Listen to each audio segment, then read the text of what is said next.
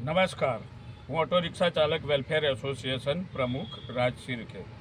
રિક્ષા ચાલક મિત્રો, આપ સૌને હું ખૂબ જ અગત્યની માહિતી આપવા માગું છું કે ગઈકાલે તારીખ 3/4/2025ના રોજ સાંજના સમયે મેં એક રાઈડ ઉપાડી હતી ઘાટલોડિયાથી ગોતાની, જેની અંદર ડ્રોપ લોકેશન પતી ગયું હતું.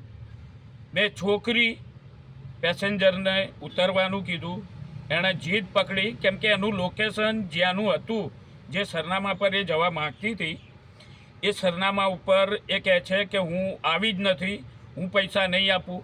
અડધો કલાક સુધી કકળાટ કર્યો, અડધો કલાક સુધી મારો પણ ધંધાનો સમય બગાડ્યો એણે. બીજું કે આવી છોકરીઓની સામે પુરુષ શું બોલી શકે, બરાબર છે. એટલે તાત્કાલિક અસરથી મેં એ સમયગાળા દરમિયાન કસ્ટમર કેરમાં ફોનો લગાવ્યા, એની જોડે ચર્ચા કરતો હતો. કસ્ટમર કેરે પણ હાથ અધ્ધર કરી દીધા કે એ બધું તમારે જોવાનું, અમારે નહીં જોવાનું. કીધું લોકેશન તો તમારું છે, જ્યાં મારું ડ્રોપ લોકેશન પતી જાય ત્યાં મારે ઉતારવાનું હોય, અને મેં ઉતારી દીધું છે.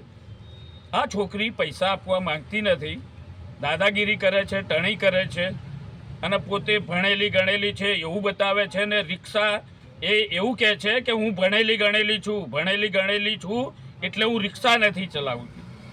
એટલે આવી રીતે રિક્ષા ચાલકોને પણ અપમાનિત કરવામાં આવે છે. એટલે દરેક છોકરી કે મહિલા આવી નથી હોતી, આવા 2-5% જ કસ્ટમર હોય છે, પેસેન્જર હોય છે.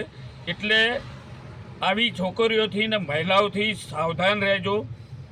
જે પણ લોકેશન બાબતે, હવે લોકેશનની ભૂલ હોય છે કે કેટલીય વખત એવા કિસ્સાઓ બન્યા છે કે લોકેશન આગળના ગેટનું હોય છે ને 500-1000 મીટર દૂર એનું ઓરિજિનલ સ્થળ હોય છે, લોકેશન ખોટા બતાવે છે, એની અંદર ભોગવવાનું આપણે આવે છે. મારે પણ 500-1000 મીટર સુધી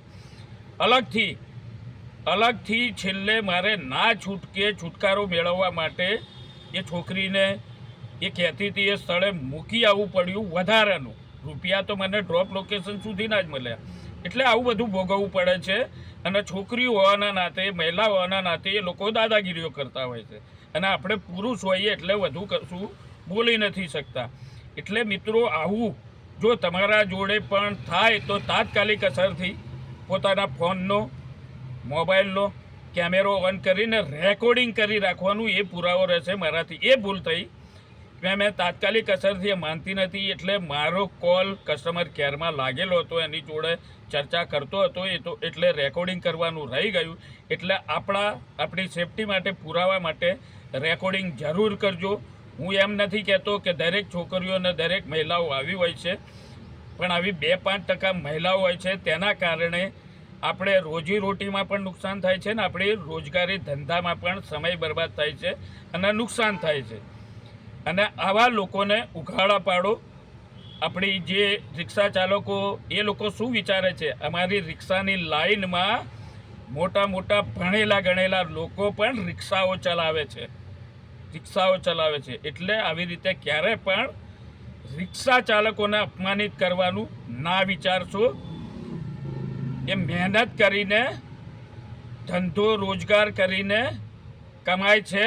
12 માસ વરસાદ હોય, ખાડા ટેકરા હોય, ઉનાળો હોય, ગરમી હોય, ઠંડી હોય, 12 માસ 24 કલાક સેવા આપે છે. એનું મહેનતનું વળતર લે છે. એટલે મહેરબાની કરીને રિક્ષા ચાલકોને તમારા ખોટા ડ્રોપ લોકેશનના કારણે બદનામ ના કરશો. જય હિન્દ, જય ભારત.